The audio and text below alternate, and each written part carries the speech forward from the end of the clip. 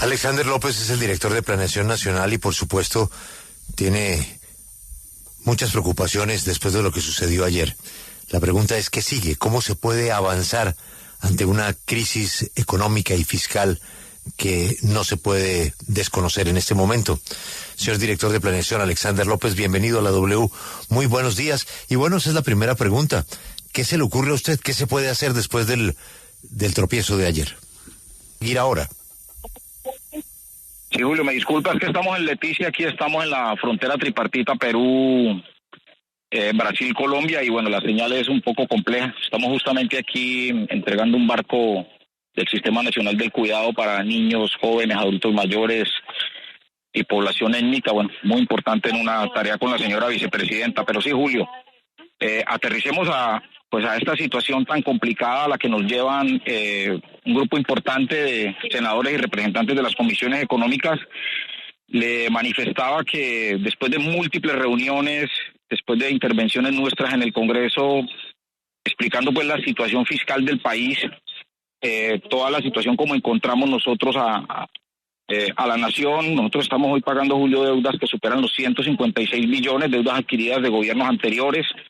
No podemos olvidar que estamos en pospandemia todavía. En pandemia se gastaron recursos extraordinarios, se endeudaron el país en casi que en un 6-7% del PIB, y eso naturalmente genera una contracción en el gasto, genera una situación económica del país compleja.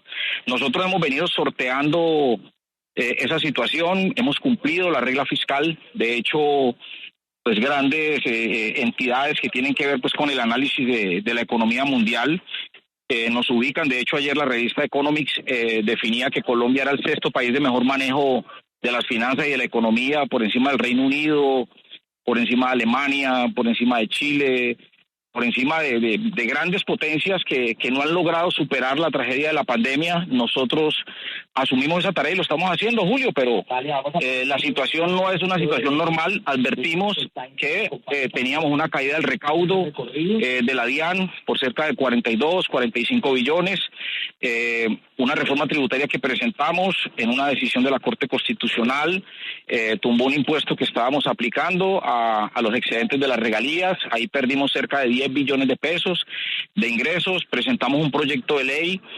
desde Hacienda, desde la DIAN, pues que tampoco pasó. Y entonces ahí hubo una situación de ingresos muy complicada. Sumado a esto, a los gastos que se dieron en tiempos de pandemia del presidente Duque, estamos asumiendo el pago del Fondo de Estabilización de Precios a los combustibles por cerca de 59 billones. Opción tarifaria también la hemos estado asumiendo, y obviamente pues nos encontramos hoy ante esta situación. Le manifestamos al Congreso que teníamos un faltante de 12 billones y que por ello íbamos con una ley de financiamiento que lograra cubrir estos recursos. Dijimos que esos recursos eran de inversión social y que eran justamente de sectores poblacionales estratégicos importantes que necesitaban estos recursos, pero pudo más, Julio, la vanidad, la decisión de destruir el gobierno de Petro, en este caso de golpear al gobierno. Y les dijimos también que con esta decisión pues no se golpea al gobierno de Petro, no se golpea al mismo Petro, lo que se golpea son a sectores que no van a recibir estos recursos de inversión pública y que finalmente en el 2025 se van a ver duramente afectados, y estamos pues ante esta situación pues tan complicada y tan adversa. Y usted mencionaba, director, ayer en el Congreso de la República que serán, por ejemplo, afectados quienes esperaban un subsidio de vivienda, un subsidio a la educación, y esos serán los problemas que ahora tendrán que enfrentar, pero ¿no cree, mirándose y haciendo un autoanálisis desde el gobierno nacional, que debieron pensar esto antes de haber gastado y haber tenido tantos recursos de gasto público? Es que nunca en la historia del país había habido un aumento tan grande del gasto público, y esto, ningún gobierno había tenido tanto presupuesto para eso. ¿No debieron pensar en esto antes? No, mira, los presupuestos no. Desde el inicio hemos pensado en la estructura de nuestro sistema económico. De hecho, desde Planeación se hacen estudios macroeconómicos importantes que soportan el análisis justamente que tú estás pidiendo. Cuando llegué a Planeación hace 6 meses, evaluamos esto, se lo dijimos al gobierno, se lo dijimos al Congreso, y efectivamente evidenciamos que había una caída en el recaudo, y evidenciamos también que teníamos un presupuesto inflexible de más del 92%, un presupuesto de gasto de funcionamiento, pues que no se puede detener, el pago de la deuda externa. De hecho, el próximo año tenemos que pagar 112 billones de deuda, las vigencias futuras por más de 60 billones, el Fondo de Estabilización de Precios a los Combustibles, el Sistema General de Participaciones.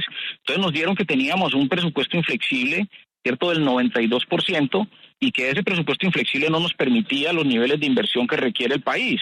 Entonces nosotros gastamos de acuerdo a, diríamos nosotros, a lo que se presupuestó en el año 2023, pero no contábamos tampoco con una caída en el recaudo tan fuerte. O sea, todo esto fue medido, todo esto fue evaluado, y por eso le presentamos al Congreso con la mayor responsabilidad la necesidad de una ley de financiamiento, y demostramos en detalle por cada sector cómo se iba a ver afectado no solamente el sector deporte, el sector cultura, el sector educación, el sector de servicios públicos, el sector energía, el sector defensa, los órganos de control. El mismo Congreso se ve afectado con recursos de inversión, y obviamente las regiones.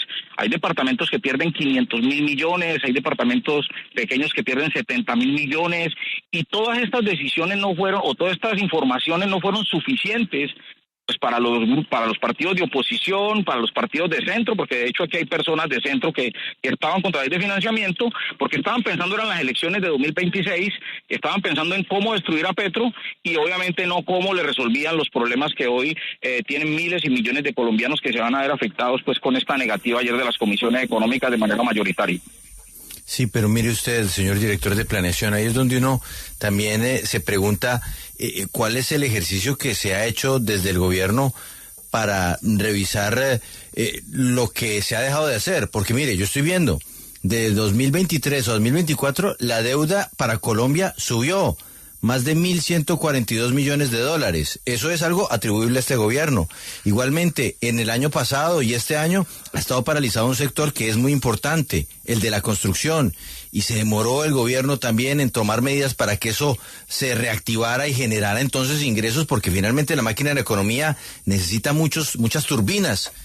¿No hay que hacer también un mea culpa del gobierno en algunos asuntos y no echarle toda la culpa al Congreso y no echarle toda la culpa a la oposición?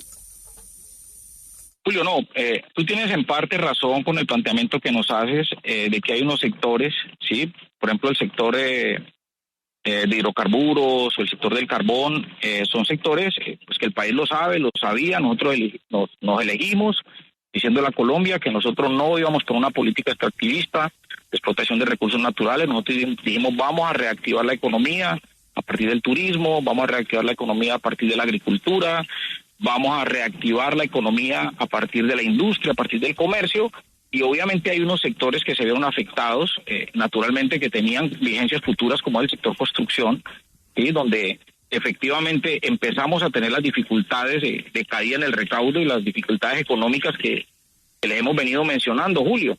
Pero cuando usted pues tiene los problemas sociales que tiene Colombia, cuando usted necesita reactivar unos sectores que se necesitan potenciar, por ejemplo, usted necesita jalonar la agricultura, pues usted necesita meterle mucha plata a la agricultura, y ahí metimos mucha plata en agricultura. Usted necesita meter mucha plata en turismo, ahí metimos mucha plata en turismo. Usted necesita meter mucha plata en reactivar, por ejemplo, y cumplir compromisos, por ejemplo, en educación superior, ahí invertimos una plata importante, una plata en salud que se requería urgente para poder atender a unas regiones que jamás habían visto una enfermera, jamás han visto un médico.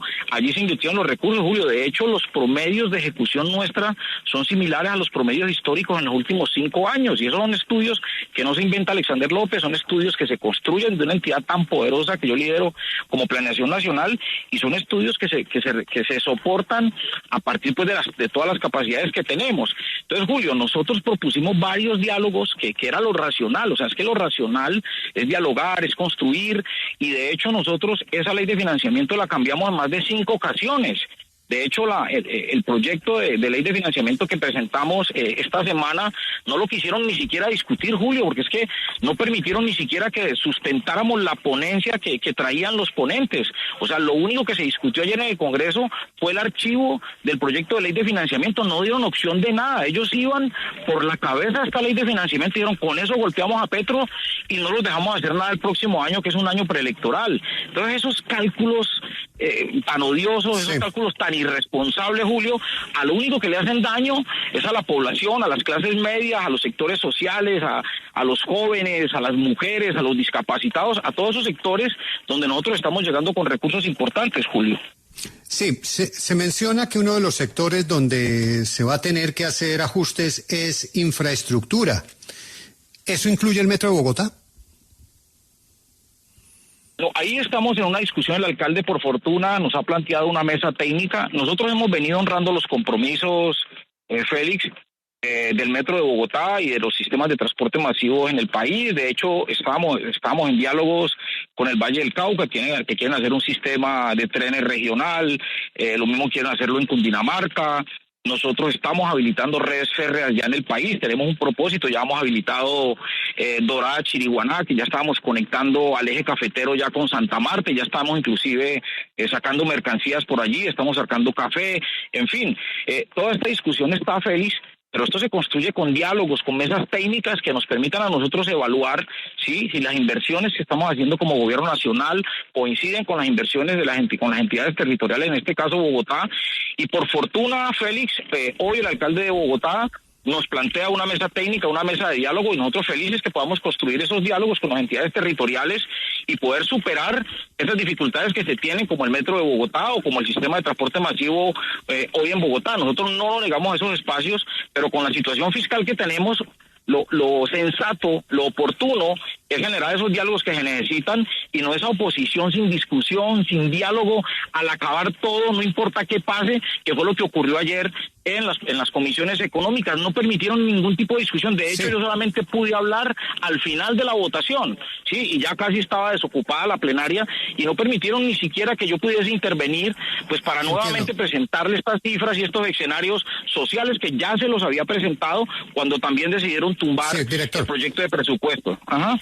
Entiendo la molestia y ya lo he expresado, pero le quiero insistir porque es que el recorte va a llegar, pero le insistiría en el Metro de Bogotá. ¿Usted cree que en medio de eso ustedes van a tener que hacer recortes en los aportes para el Metro de Bogotá? No, miren, Feli, le voy a decir con franqueza también, usted me conoce y me han visto toda la vida en esto. La verdad, nosotros no contábamos con que las comisiones económicas, las mayorías de las comisiones económicas lideradas por el señor Efraín Cepeda, quien le acaba de dar un golpe muy duro a 4 departamentos, a 8 departamentos de la región Caribe, al no permitir que este proyecto de ley pasara, donde estaba nuevamente la opción tarifaria para poder asumir vía estos impuestos que vamos a cobrar esas altas tarifas que hoy están pagando en el Caribe. Eso se cayó, gracias a Fincho Cepeda y a su grupo de opositores. Pero vuelvo y reitero, y llegando otra vez al metro de Bogotá, esto ya hay que discutirlo con el presidente. ¿Qué priorizaciones vamos a tener? Yo, por ejemplo, tengo una estructura de priorizaciones ya definida en planeación nacional, pero es un análisis que lo tenemos como planeación, tenemos que discutirlo con Hacienda y naturalmente con el presidente de la República, quien finalmente dirá, vamos a recortar aquí, vamos a recortar acá, pero también lo ha dicho el presidente, no será el pueblo, ¿sí? No será la gente la que pague estas malas decisiones que acaban de tomar en el Congreso de la República. Y dentro de esas está el Metro de Bogotá. Sí, vamos a evaluar esto. En lo del Metro de Bogotá, lo que tenemos que evaluar es que si el gobierno nacional tiene unos compromisos en unos contratos que se están haciendo en el Metro de Bogotá, si los podemos aplazar a final de año o si lo podemos aplazar esos compromisos vía un acuerdo con los contratistas hacia el año 2026, pues esas son fórmulas que también tenemos de replanteamiento, diríamos nosotros, de esos pagos que se tienen, no solamente con el Metro de Bogotá, sino con unas vigencias futuras también en peajes y en toda una cantidad de proyectos que ya están en desarrollo, pero que nos permitirían también generar un diálogo con estos contratistas y aplazar esos pagos hacia 2026 y 2027, que es una de las fórmulas iniciales que planteamos ante esta crisis que se viene de orden social. Bueno, pues Juan Diego, ahí tiene usted el titular. Sí, no se descarta aplazar pagos del Metro de Bogotá. Y es que es una rueda sin fin, porque los aportes a los sistemas de energía se anunciaron en mayo y ahora entonces se dice que la culpa es de esta reforma por no haberla aprobado el Congreso, pero en mayo no estábamos hablando de reforma y ahora con este tema de los recortes entonces viene los sectores que el gobierno considera son sus enemigos y para allá vamos. carreteras, puentes, no, Julio, obras, no. metros. Julio, esa es tu conclusión, Julio. Esa es tu conclusión. Esto no puede mirarse como amigos y enemigos. Pero si a mí me ponen a escoger, si yo los recursos del presupuesto los invierto en salud, en educación, en agricultura, en agua potable y saneamiento básico, con toda seguridad yo los voy a invertir allí. Pero y esto no es un tema de amigos o enemigos. Aquí hay que cumplirles al pueblo, hay que cumplirle a la gente, Julio. Pero entonces no se descarta eso, ¿verdad, doctor López? No se descartaría eso. Pero todo ese tipo de opciones, por eso digo, todo ese tipo de opciones, de contratos que se tengan, no es un tema de amigos y enemigos. Que así es como nos mira a nosotros la oposición y así es como quieren narrarle a la gente que somos amigos y enemigos. No, aquí hay un solo pueblo que está sufriendo una tragedia histórica que no la creó el gobierno de Petro, que no la creamos nosotros. Nosotros estamos en una pospandemia, estamos asumiendo, de hecho, hemos respetado la regla fiscal, somos una de las economías más estables, pero tenemos que tomar decisiones también, Julio. No podemos permitir que producto de una irresponsabilidad de unos congresistas sea el pueblo el que tenga que pagar esa irresponsabilidad. Eso sí no va a pasar, Julio, con toda seguridad. Pero queda claro ahí esa opción de titular. Doctor López, déjeme plantearle ahora este punto. Usted, pues, dice que hay temas políticos de retaliación contra el gobierno del presidente Petro en el Congreso al negar esta reforma tributaria y a lo mejor haya algo de eso que viene del gobierno anterior, problemas económicos, pandemia, listo, chuleado, se lo reconozco. Pero este gobierno lleva 2 años, doctor López, y en el presupuesto proyectado para 2025, 523 billones de pesos, pues el mismo gobierno reconoció que no cumplió con lo que prometió en materia de ingresos, apretando en materia de recaudo. Entonces, hoy todo eso pone en entredicho justamente las promesas que hizo el gobierno. ¿No es eso falta de gerencia 2 años después de gobierno? ¿No es eso falta de realmente estar gerenciando el país para tratar de solucionar todo lo que ya sabemos que existe? Juan Diego, mira, lo primero es que los presupuestos son eso, presupuestos, ¿sí? Tú puedes presupuestar en tu casa que en este año te vas a gastar 50 millones, y sucede que llegando septiembre, sí, llegando octubre, te encuentras que te vas a gastar 70, entonces tienes que tomar medidas. Situaciones ajenas al gobierno. ¿Quién iba a pensar que la Corte iba a tumbar, cierto, el impuesto a las utilidades de las empresas petroleras y carboneras? Eso no contábamos nosotros con eso. ¿Quién iba a pensar que se iba a caer el recaudo de la DIAN? Pero ¿qué hemos hecho? Hemos sido tan responsables, Juan Diego, es que la narrativa que tú estás planteando allí es la que construye la oposición y la gente que quiere hacerle daño a Petro. Pero si tú miras las calificaciones que hemos tenido de firmas como Economics, ¿sí?, y de quienes vigilan la economía del mismo Banco Mundial, del Fondo Monetario, han dicho que hemos tenido una disciplina fiscal absolutamente admirable. Muy por encima de otros países poderosos, vuelvo y reitero, Alemania, ¿sí?, Reino Unido, países importantes como Argentina de la región, como Brasil, como el mismo México. Hemos estado por encima de eso, hemos crecido, o sea, tenemos un crecimiento económico en este país que va a superar el 2%. Hemos reducido las tasas de desempleo, los indicadores de pobreza. Nosotros sacamos 1.600.000 personas de la pobreza. O sea, si todas esas acciones que nos califican a nosotros desde afuera como positivas, ¿cierto?, no se reconocen en Colombia, pues aquí lo que ya uno ve es una cizaña, un odio y las ganas de destruir un gobierno. Porque mientras afuera nos miran con respeto porque estamos maniobrando una economía difícil, una pospandemia que la está librando el mundo, esa crisis que se vivió en su momento, mientras afuera nos dicen que lo estamos haciendo muy bien, aquí hacen todo lo posible por tratar de destruirnos para que al gobierno le vaya bien. Pero insisto, este no es un golpe a Petro, esto no es un golpe al gobierno, esto es un golpe a la gente, a la clase media, a los jóvenes, a las mujeres, a los trabajadores. Esto es un golpe a los campesinos, a los indígenas, a los negros. En fin, este es un golpe a la gente que necesita estos 10 billones o 12 billones de inversión social y que ahora no lo tienen. Entonces, eso nos va a llevar entonces, por la irresponsabilidad de unos congresistas, nos va a llevar entonces a revisar, ¿cierto?, a quién le pagamos. O le pagamos a los grandes poderes económicos o resolvemos los derechos fundamentales de la población colombiana, y con toda seguridad se los digo hoy, vamos a cumplirle los derechos a nuestro pueblo, y eso tengan la absoluta certeza, y esa es la orientación también del presidente Gustavo Petro. Director, ¿y por qué no más bien en vez de pensar en propuestas difíciles de cumplir? Porque ya desde el Ministerio de Hacienda nos dicen que este planteamiento que usted hace es imposible porque hay vigencias futuras comprometidas en el Metro de Bogotá y quizás eso que usted dice pues no se va a poder realizar. ¿Por qué no pensar más bien en quitarle recursos al Ministerio de la Igualdad que no ha ejecutado absolutamente nada? Acelerar ya... acabar con ese ministerio, o por qué no, acabar con algunas embajadas, o hay muchos gastos de funcionamiento y gastos de nómina que podrían reducirse, ¿no cree? Porque es que recortar los recursos del Ministerio de la Igualdad es quitarle la plata a los jóvenes, a los discapacitados, a las mujeres, a los niños, y en fin, a una cantidad de sectores que dependen de ese ministerio. Ya de hecho ese ministerio tuvo un recorte de más del 60%. Y los recursos que le quedan a ese ministerio son muy poquitos. Y son recursos que ya iniciaron su ejecución y con toda seguridad se están ubicando. De hecho, estamos hoy aquí en Amazonas con la ministra de la Igualdad y se está entregando en este momento un barco que va a navegar por todo el Amazonas y que va a llevar derechos y garantías por primera vez en la historia de Colombia a estas comunidades que nunca fueron vistas por gobiernos anteriores. Este barco va a tener garantías en salud, garantías en educación, en alimentación y en atención real a la niñez, a los jóvenes, en salud mental, sí, y toda una serie de garantías que estamos dando. Pero eso definitivamente tiene que pensarse. Sí. Julio, esto es un tema que tenemos que revisarlo. O sea, insisto, nosotros no la creíamos, no pensábamos que el Congreso fuera a tumbar esto, no pensábamos que fueran tan irresponsables de tomar esta decisión. Mira, son tan irresponsables que ayer el señor Fincho Cepeda no sabía ni cómo votar. Votó al revés, votó en favor del gobierno del señor Fincho Cepeda y otros senadores. Sí, director, perdóneme, pero usted habla de la irresponsabilidad del Congreso al no aprobar esta reforma o esta norma de financiamiento.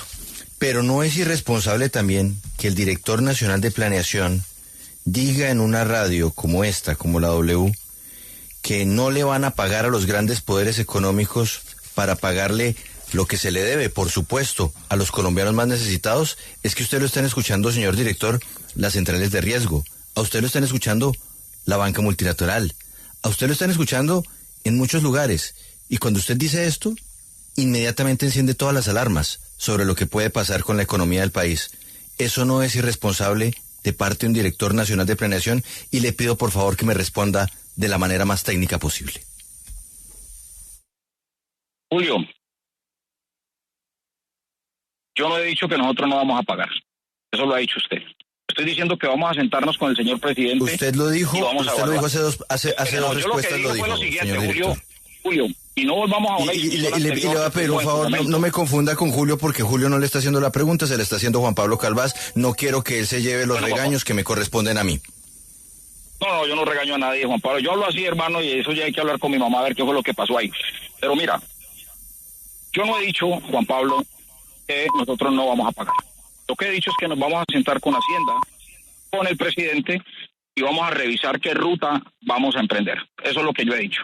Lo que yo he dicho es que si a mí me ponen a escoger, ¿sí?, como director de planeación, ¿a dónde llevo la inversión, sí, de esos recursos? Si a los derechos de la gente, ¿cierto?, o a pagarle a los más poderosos, pues naturalmente vuelvo y se lo reitero. Sí, eso es un escenario que estoy planteando, un hipotético escenario, pero yo no he dicho que no vamos a pagar. Si ustedes quieren que las centrales de riesgo o quienes quieran hablen mal de Colombia o hagan lo que tengan que hacer, pues bueno, esa es tu posición. Nosotros hoy estamos al frente de un gobierno, hemos manejado la economía con toda la responsabilidad, y si lo técnico a usted le parece hacia dónde dirigimos la inversión, pues eso no es un tema técnico, eso es un tema absolutamente humano y racional, ¿sí? Uno para quién gobierna, ¿sí? O gobierna para su pueblo o gobierna para los negocios. Y finalmente uno gobierna para los negocios. Y eso no requiere respuestas técnicas, eso requiere respuestas humanas y sensatas, y hacia eso nos aplicamos. Pues, doctor Alexander, la pregunta de Juan Pablo está en la grabación que acabamos de revisar. Usted dijo que el gobierno iba a priorizar lo que más le importaba, que son los servicios básicos del pueblo, y no pagarle a los poderes económicos con los cuales pues hay unos compromisos, ¿no? Unas carreteras, unos túneles, unas obras de infraestructura. Y usted dijo que lo prioritario era el pueblo. Pero yo lo que deseo es que... ¿Por qué no dices que yo dije que nos íbamos a sentar con ellos en mesas técnicas a revisar si podíamos evaluar y pagar hacia el otro año? ¿Por qué no dices eso también? No, yo no dije eso allí en la entrevista. con mucho gusto yo repito lo que usted dijo en la entrevista, no tengo ningún problema. Con mucho gusto. Y si usted lo quiere precisar también, vamos a buscar el pedacito y usted lo que quiera, estamos a sus órdenes. Lo que nos interesa es que pueda encontrar una salida, lo que encuentre una salida para esta aparente sin salida y que no vaya a tener perjuicio precisamente pues la gente que no tiene la culpa de estas pugnas políticas que desbaratan pues una luz de dinero que se apagó ayer en el Congreso de la República por decisión de los honorables congresistas de las comisiones económicas. Señor director de Planeación, gracias por su tiempo, usted ha sido muy amable y un buen viaje en Leticia. Julio, mil gracias por la oportunidad, muy atento y disponible para que podamos seguir conversando y dialogando estos temas de interés nacional. Un abrazo, saludo a todo el pueblo colombiano, gracias.